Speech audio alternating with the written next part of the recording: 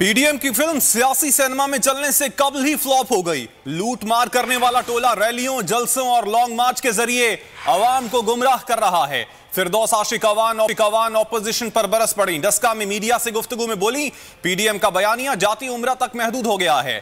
Assembly को जाली करार देने वाले अब जिमनी इलेक्शन में कूद रहे हैं। पीपल्स पार्टी मरसू मरसू इस्तीफे ना देसू का नारा लगा रही है।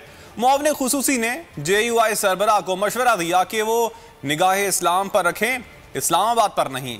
पीडीएम का बयानिया मुल्क दुश्मन भी करार दे दिया।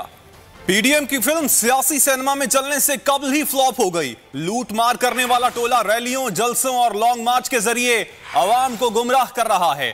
फिरदौस आशिक अवान ऑपोजिशन पर बरस पड़ी। डस्का में मीडिया से गुफ्तगू में बोली, पीडीएम का बयानिया जाती उम्र तक महदूद हो गया है। असेंबली को जाली करार देने वाले अब जिमनी इलेक्शन में कूद रहे हैं। पीपल्स पार्टी मरसू मरसू इस्तीफे ना देसू का नारा लगा रही है। मुआवने खुसूसी ने जेयूआई सरबराह को मशवरा दिया कि वो निगाह इस्लाम पर रखें, इस्लामाबाद पर नहीं। पीडीएम का बयानिया मुल्क दुश्मन भी करार दे दिया।